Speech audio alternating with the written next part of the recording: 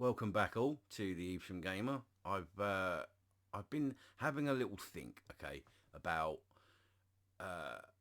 something I mentioned. It was quite some time ago. That was to do. I think it was just to Retro Red Steve that I actually mentioned this to, which was I've been toying with the idea of talking about, and with some gameplay footage obviously as well, of games that I grew up with. And there wasn't actually lots, to be fair. I was quite surprised at that. I mean, not that I personally owned. So here we are. This is what it is. This is I think I've counted there's about, and this is for SEGA Master System specifically. I'm not really going to do anything with Mega Drive and that sort of thing, even though I have lots of memories of that and Mega CD and Super Nintendo and stuff. The ones that really kind of feel a lot warmer memories to me, and that I really do have a nostalgic connection with from when I was just a wee boy, are the most important to me. So I think that this is probably a good idea. So I think I counted about 25 games. So I'll do these in individual parts. They won't last long. They don't take long to watch.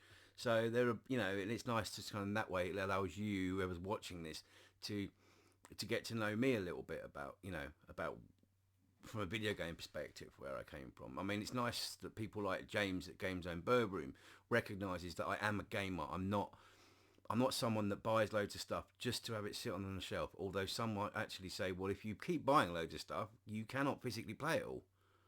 No, that's true to a certain extent. But I do play everything, and I do have bouts where I'll whip out a load of games from old systems and then just have a good bash on all of them.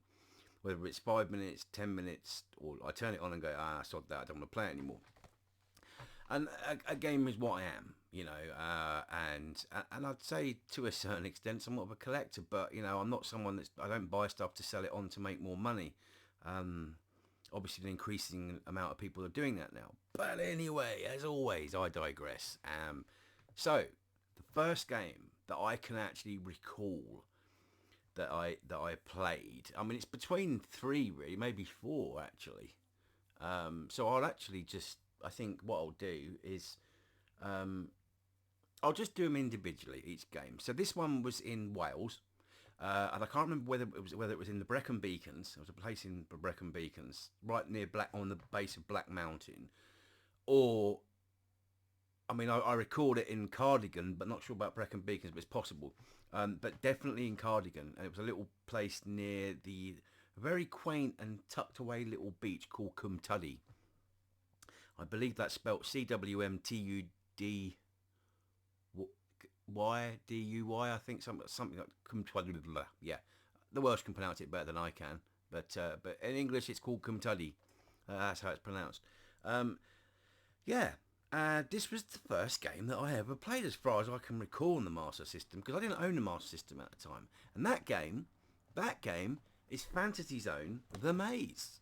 And I spent a lot of time on this, and it means a lot to me because, we used to have holidays there, me and my parents, my brother, and my parents' friends and their son.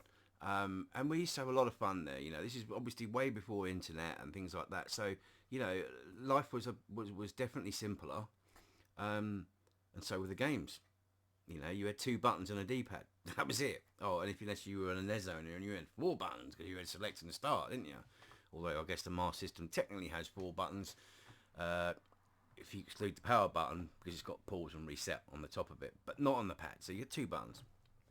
And this was the game we used to play.